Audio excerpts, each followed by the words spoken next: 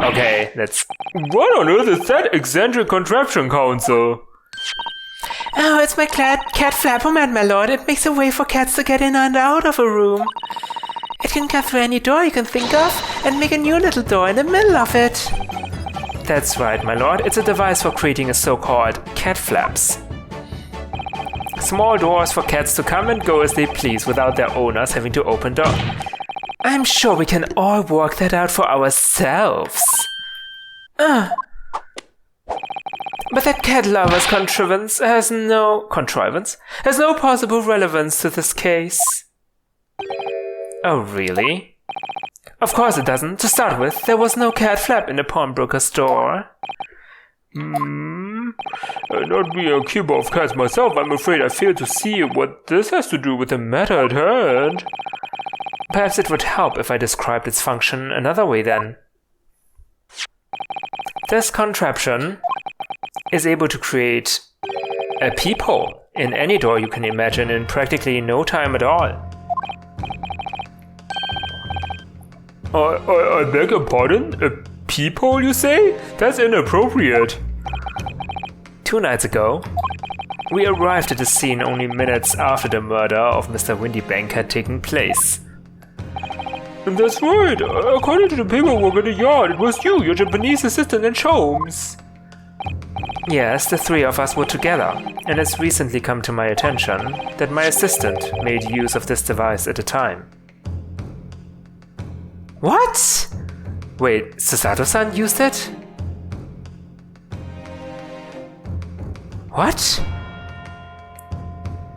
No. No, the peephole was there at 1:30 a.m. This was before we rushed in? Or after we rushed in? I don't know. Huh? Are you trying to say Susato-san made the peephole? Huh? Your assistant did what? There was a peephole in the storeroom door, I can attest to that. Because I looked through the peephole myself in order to see inside the locked storeroom. This is ludicrous. What are you trying to say? Of course there was a peephole in the door. I said as much in my testimony. How else could I have witnessed the crime, for pity's sake? Yes, how could you? What?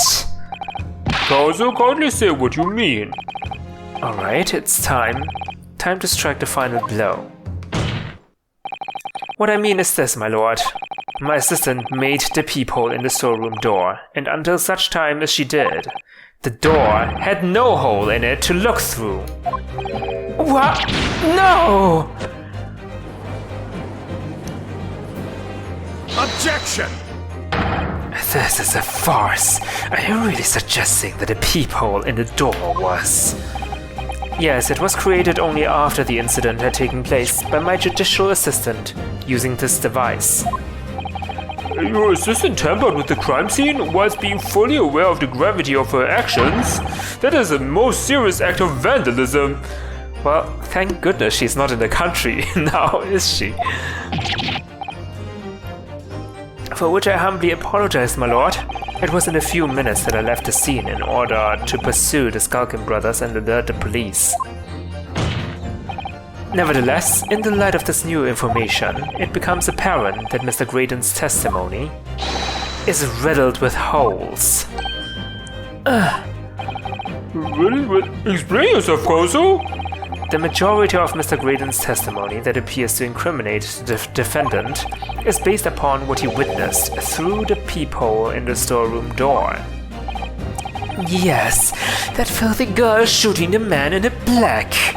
However, if at the time of the incident, that peephole did not yet exist in the door, there's no possible way that you could have seen what you claim to have seen. In short, your entire testimony is a pack of lies.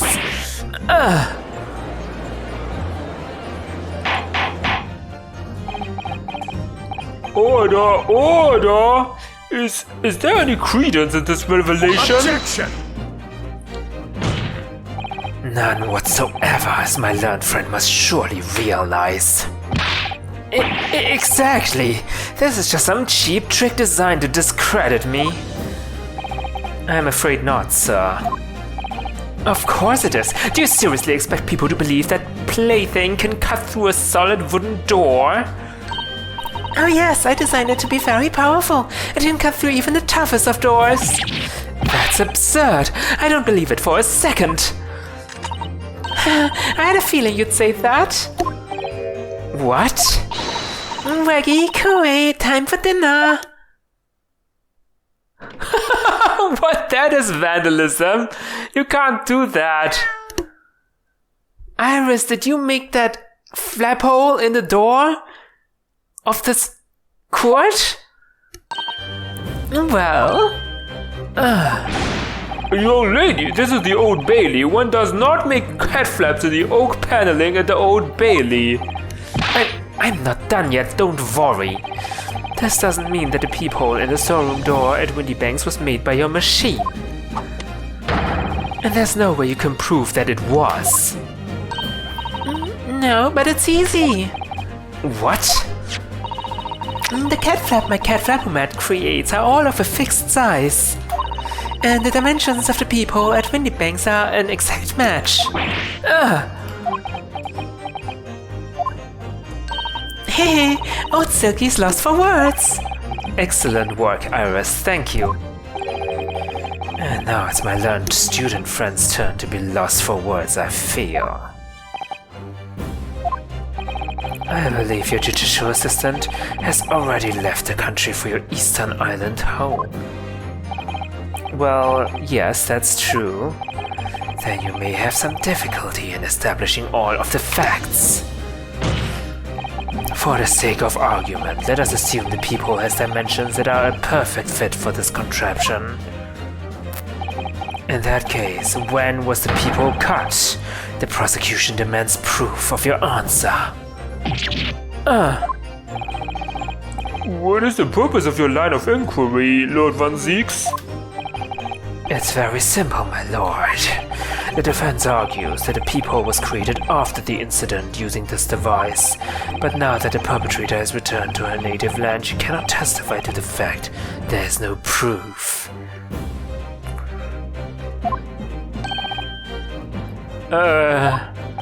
And for as long as the defense remains unable to prove when the peephole was made, my learned friend's claim amounts to nothing more than a baseless accusation. What? Indeed, that is so, Lord Van Zieks. Well, counsel.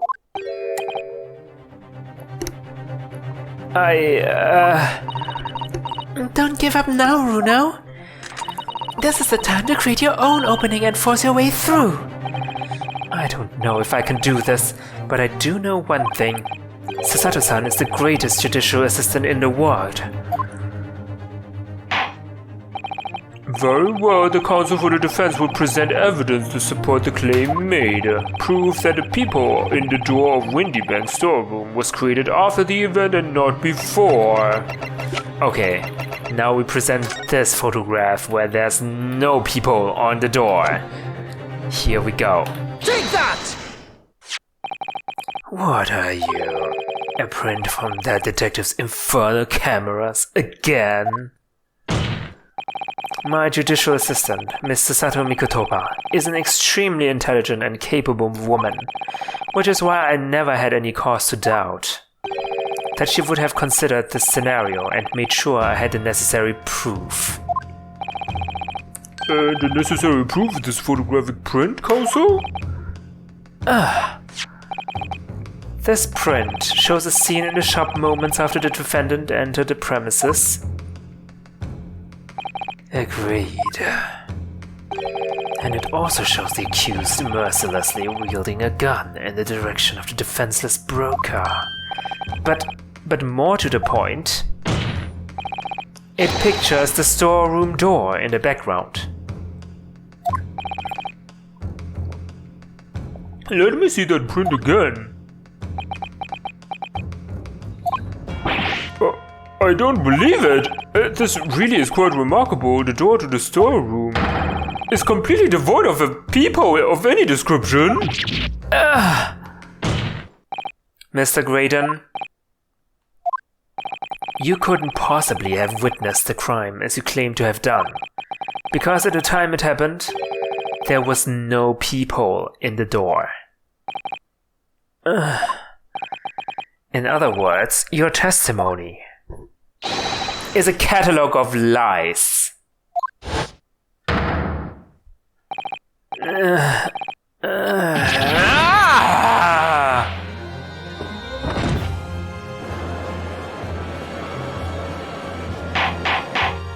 Order! I am satisfied that the defense has substantiated its claim beyond all reasonable doubt. This witness's testimony was entirely fallacious. That's not the only thing we now know beyond all reasonable doubt. My learned friend's assistant's guilt can no longer be denied. The woman tampered with the crime scene. Really? That's what you wanna focus on? Really? But more importantly... Good lord, there's more, Lord Von Zeeks. The defense may have established a reprehensible instance of perjury, but that is no proof that this man is the victim's killer. And we don't need to prove that! I don't need to prove that! I just need to prove that Gina was not the killer. Yes, that's right. What? I was there at the scene, it's true. And I was shot in the arm, it's true. But that's all. Yes, in fact, if you look at the circumstances, I am the victim here. Oh, please, no! I don't believe this, but they're right. As it stands now, I don't have any definitive proof that he is the culprit. Still, he can't worm his way out of it now. Iris? You know what they say? There's no point locking the cat's door after the cat has bolted. What? Is that an actual idiom? What does that even mean? Isn't that right, Runo? As Hurley always says, one lie begets another. Now wait, that might have been a line I wrote for him in one of my stories. Well, no matter who said it first, you're right. Mr. Graydon, not only did you give false testimony to the court, but the lies you told make no sense. Make no sense? Whatever do you mean by such a remark? What you said in your testimony reveals that you know something you shouldn't have known. In other words, there's a fundamental inconsistency in your statements. Really? What? Reveals that you know something you shouldn't have known. The peephole? What? Objection! This is provocative talk, counsel. Won't you enlighten the court? Explain this alleged inconsistency. Iris was right. One lie begets another. The inconsistency is revealed by the lies in the witnesses' statements. They show that Mr. Graydon had knowledge of something he shouldn't have known anything about, namely... Oh, okay. I see. Yeah, the bloodstains on the coat. He didn't see it. He couldn't see inside the storeroom.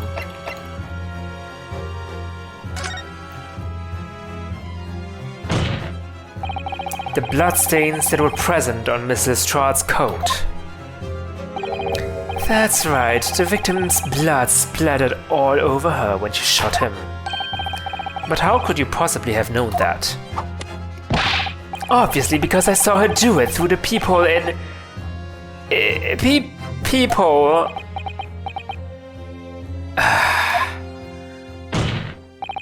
The point is not that you lied in your testimony, Mr. Graydon. It's the nature of the lie you concocted that is so revealing. You're not making any sense.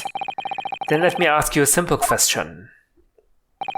How is it, Mr. Graydon, that you knew of the existence of the peephole in the storeroom door? What? Well, obviously I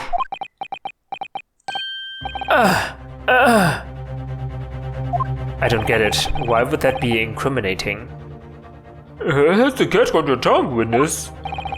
The peephole in the door was made after the incident occurred, and once I returned to the shop having failed to catch the two burglars, Scotland Yard's investigators arrived immediately. Since that time, the police have been at Windybanks constantly carrying out their investigation. Oh!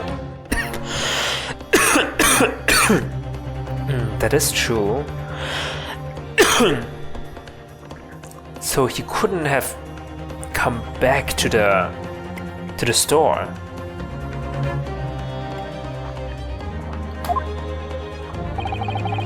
Isn't that right, Inspector Gregson? Yes, of course. The place is chock full of porn articles and my lads have to thoroughly examine them all. So I gave the order to have officers working around the clock during shifts so we can get through it all. And consequently, there's no way that you, Mr. Graydon, could have gained access to the shop. Therefore, you should have known nothing about the people in the storeroom door. So the fact that its existence forms the basis of your testimony is completely inexplicable. Objection! And yet, the fact remains that Mr. Graydon did maintain that he witnessed the crime take place through the people in the door. How on earth is that possible? Who's that? Oh. Could I have a word, please, Lord Van Zieks? Uh-oh. Oh my god, some government secret dealings again? Speak, Inspector. It's just that I really ought to be getting back to the station now to put in my report. What? Gregson? Are you hiding something? There's really nothing more I can add to this testimony, so if it's all the same to you... Permission denied. Oh. It's not all the same to me, Inspector, not at all. You will remain exactly where you are until this trial concludes. Of course, sir. Mr. Graydon, you shouldn't have known about the existence of that peephole. Which can only mean that you must have been informed about it by somebody else. Objection! Stop there, my learned friend. You realize, I trust, that the words you just uttered have extremely serious implications. Yes, but the defense believes that the details about the case that Mr. Graydon claims to have seen must have been revealed to him by a certain person before his testimony. And in fact, considering a particular clue we have, there's really only one person that could be. Who is the person in question, counsel? Who gives this witness details of the crime scene to facilitate his false testimony? Oh, I'm so sorry. I'm so sorry, Mr. Gregson. But it was you, wasn't it? Take that! The truth is, it can only have been you, Inspector Gregson. Me? Objection! You had better have some proof to substantiate such a rash claim, my learned friend. Considering the fact that we have only been aware of Mr. Ashley Graydon's identity for the last few hours, we learned of it only during the course of the trial today. Indeed, preparations for his testimony were made with great urgency during our hour-long recess, where the police executed a subpoena and brought a man here from the communication station. And until that time, Mr. Graydon would have had no idea. No inkling that he would suddenly be required to appear in court. Are you suggesting that until such time as he was summoned? Yes, my lord. Until then, it's reasonable to assume he knew nothing of the peephole. It was only once Mr. Graydon was in the stand that he realized his position. That he would have to defend himself against the accusation that he was the third intruder. You're suggesting to the court that it was while this trial was in progress that he received the information? So that the court commit perjury? So that he could commit perjury in order to save his skin? Exactly. And the only person with knowledge of the investigation that he had any contact with is you, Inspector Gregson. This is a blooming outrage. Why would I be giving away details of our investigations to this fella, eh? I was summoned to his lordship's chambers during the recess in any case. Had you forgotten that? Oh yeah, that's right. Quite true. I had a number of questions regarding the events that transpired at the pawnbrokery. Which means the first time these two laid eyes on one another was after proceedings resumed. Since then, they've been in full view in the stand where such illicit discussions couldn't possibly have occurred. Well, it could have. They were discussing like in front of our eyes. Oh, I've just remembered something, Bruno. What is it, Iris? And there was one time before, wasn't there? I think it was when Ginny was testifying. Oh yes, now you mention it. When a bailiff was dispatched to retrieve McGilded's music box from the scene of the crime. That's it! It was during that testimony.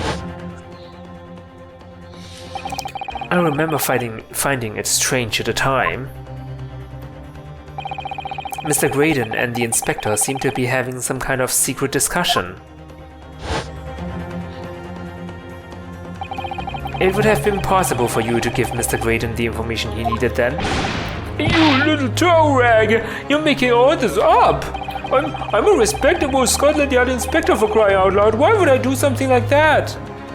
Oh no, don't tell me he's involved in the secret spilling leak criminals. Government secret leaking criminals gang. I hope not. I like Gregson. Now why would I be giving away confidential details to the likes of this bloke? Admittedly, you wouldn't have had any reason to do something like that for no gain, but perhaps it was part of a deal of some kind. Then it starts to make more sense. What deal, Counsel? I wonder if perhaps in exchange for details about a peephole at the crime scene, Mr. Graydon agreed to give a certain something to the inspector.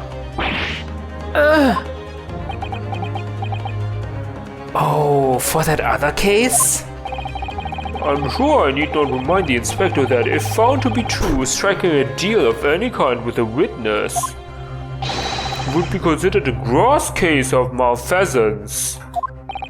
Well, I... Objection! It's becoming clear that jumping in with accusations is this Nipponese student's specialty. I don't do that. But with the stakes so high, the prosecution is not prepared to listen to baseless charges. It is incumbent on the defense now to present evidence in support of this diabolical claim. Evidence? Just what are you proposing that the inspector demanded of the witness in return? The court must see proof of this alleged deal.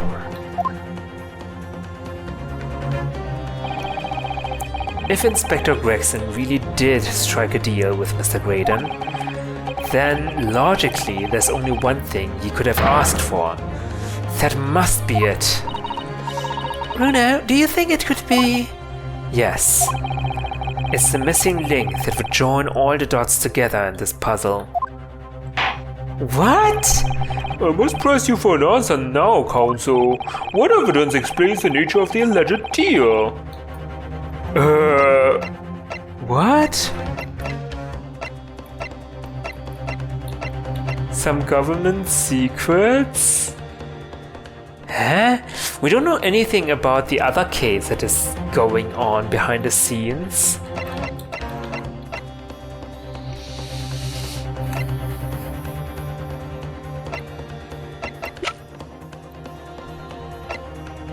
Huh?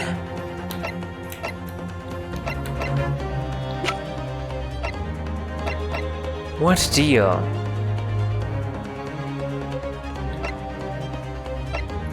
So, hold on. So Inspector Gregson wanted something from Graydon. That's why Gregson told Graydon about the people and stuff. So what could Mr. Graydon have given Gregson is the question, right? I don't know. What?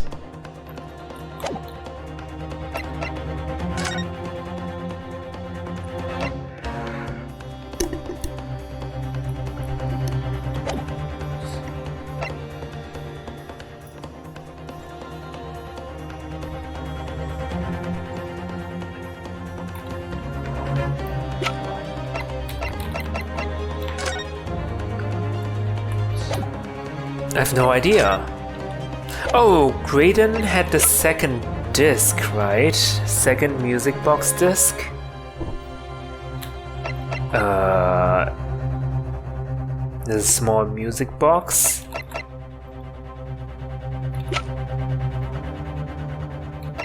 What evidence explains the nature of the alleged deal that Inspector Gregson made with the witness? The nature of the alleged deal.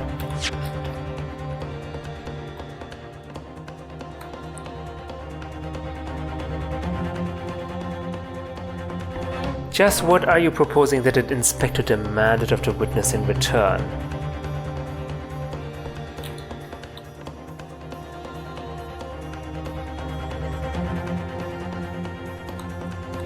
Huh? There's only one thing he could have asked for, that must be it. Huh? What? The music box?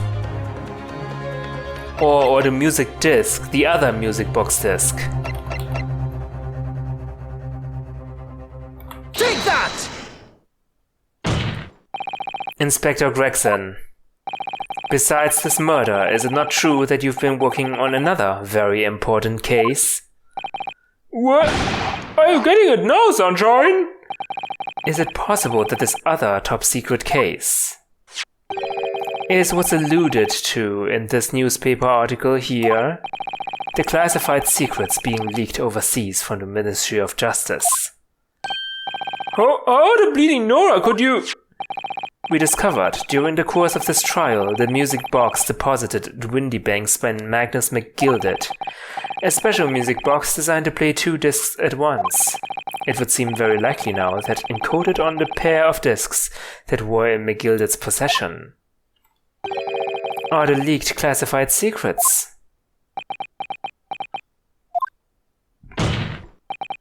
So I put it to you, Inspector, that in order to recover the second of the discs containing those secrets, you covertly made a deal with Mr. Graydon in which you exchanged the disc for details of the case.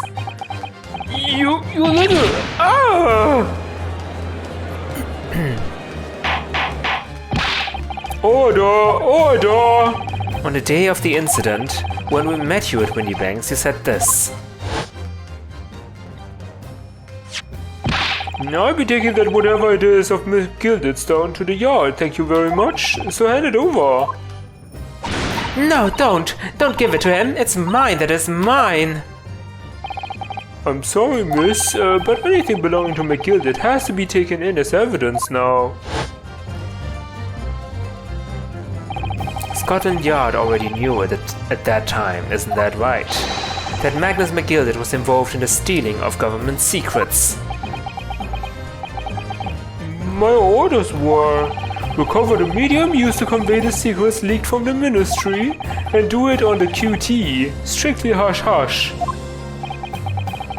And that explains why, when I presented this disc as evidence to the court, you objected so heavily, I presume. Because you knew that it contained highly confidential information. Blimey, not likely. I mean, I wasn't that sure of it myself. I realized there was a possibility, that's all. Inspector, surely you're not saying that in order to acquire the second of these music box discs, you did indeed reveal confidential details of the crime scene to the witness? To aid and abet this man in giving false testimony? There's no other way that Mr. Greeton could have known of the existence of the people. It's the only explanation. A deal was struck between those two men. No! Objection!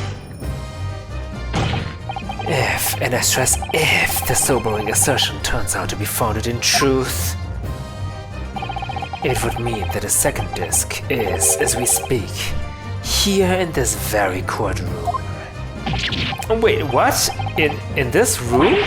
How could you possibly make a claim like that? Because Inspector Gregson is a Scotland Yard detective. What? What's that supposed to mean, eh? As a seasoned policeman, the inspector will have approached this alleged deal with caution. Certainly he would not have accepted a gentleman's agreement in this matter. No, he would have insisted on having the article agreed upon in the palm of his hand. I think you're putting a lot of trust in your Scotland Yard detectives here. Good gracious, that you mean to say Inspector Gregson already has the item in question in his possession? He has the second disc actually on his person? Yes! The defense demands that the inspector is searched at once. Definitely. They could only have struck a deal with each other when Ginny was testifying before, and Graxie hasn't moved from the witness stand since. My lord, please order an examination of his personal effects immediately. Well, Inspector.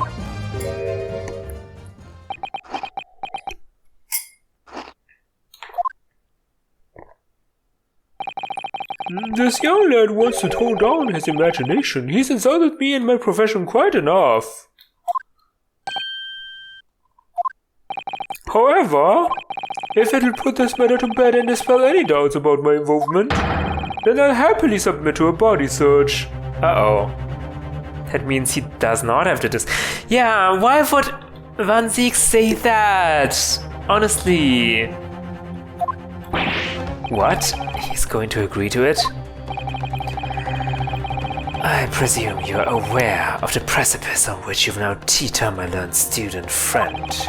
You've made a most serious allegation against Scotland Yard here. If, following the search of the inspector's personal effects, no disc is found, you will be deemed unfit for court service. This trial will end. This was your trap, Van Zieks! How could you? I trusted you! And my country's government will formally demand of yours that you are severely reprimanded. That sounds serious. No shit. But why would he have the disc? That is questionable in the first place.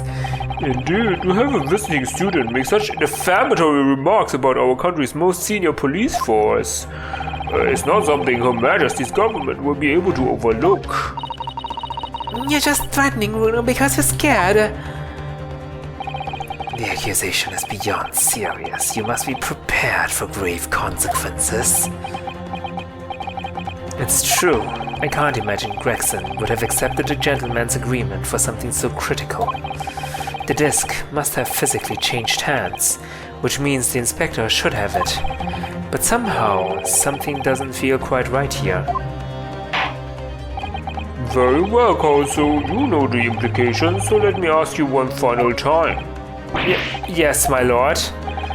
Do you still persist in formally requesting a search of the inspector's personal effects? Search someone else? Search someone else? Search Graydon? Why don't we search them both? Someone else? Strongheart? What?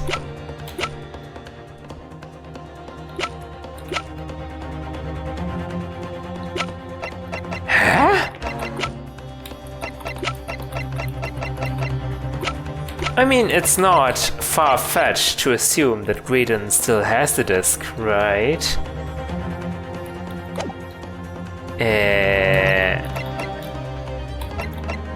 Withdraw the request.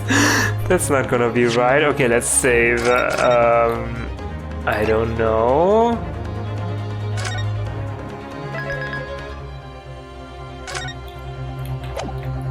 I don't really know.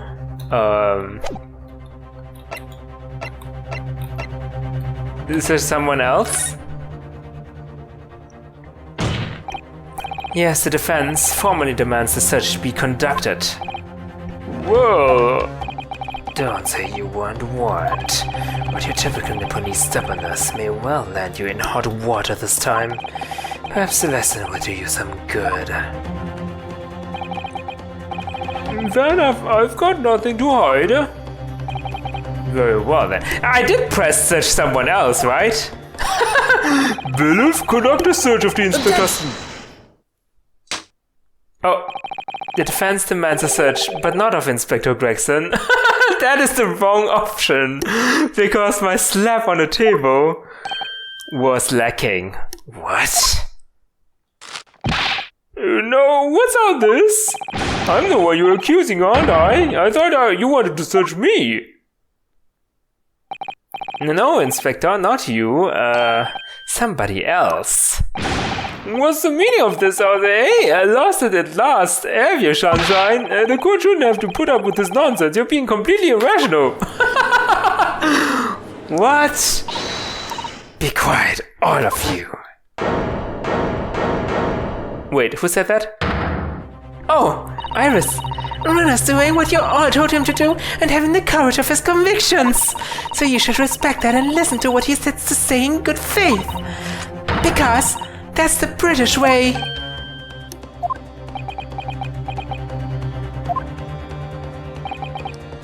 Well said, young lady. For a moment I thought it was Van Zieks. Well, I put too much faith in him. Indeed, this court is in awe of the defense counsel's conviction and eagerly awaits his next words. You what? Don't be hasty, my lord. If I'm not mistaken about the things I've seen in court today, I'm fairly sure that I know who has that disc at the moment. There's only one person it can be. Counsel? Counsel, of whom do you request a search now? Well, Graydon? Graydon, right? Graydon? Probably not the Skulkins. Graydon, right? Take that! Mr. Ashley Graydon, my lord. The defense demands that he be searched at once. Very well, I presume you will not protest, Mr. Graydon. Au contraire. Okay, oops. That was wrong, wasn't it? And so a brief body search was carried out by the court bailiff. A few short minutes later, it was revealed that Mr. Graydon had nothing unusual to his person at all. Oh no!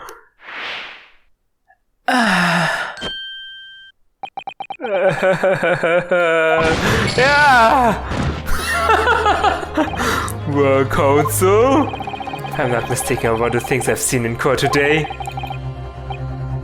There's only one person it can be. What? There's only one person it can be? What?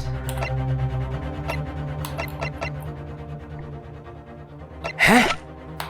I am so lost for words.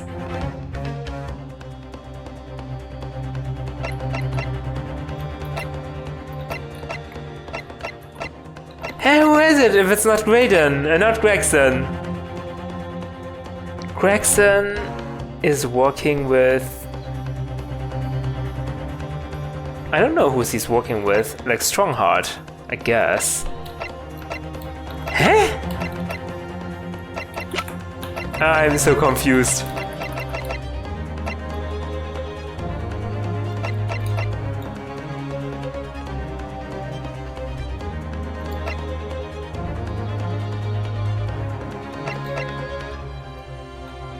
Hold on.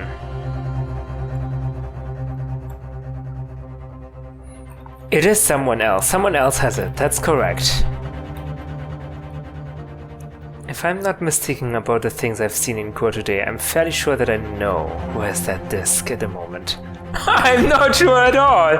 There's only one person it can be. Huh? There's only one person it can be. If I'm not mistaken about the things I've seen in court today. The Skalkin brothers? No. Who searched the box? I thought Graydon searched the box, and he has it. That's why Gregson made a deal with Graydon, right? But Gregson does not have it, so he must have given it to someone else. Someone else that he has control of. Probably. And who has control? Huh? He has control over... I don't know, huh?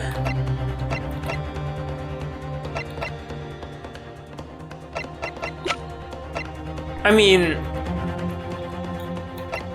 Only 4 people are in the witness stand, right? Gregson, Graydon, Nash and Ringo, and those are the only ones we can point to, right? But why would the Skalkin brothers have that? Why would they have that?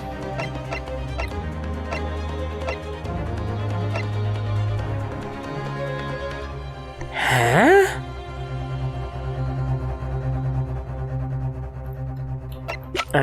I'm so confused. Why would they have that? I guess I can also say Gina, but she does not have it. Why would she? The Skalkin brothers? Take that! Oh my lord, Mr. Nash Skalkin. Whoa, never! Me? Very well then, Philip. Please, my lord. Oh, what? Wait, don't tell me it's actually on Nash Skalkin? Are you serious?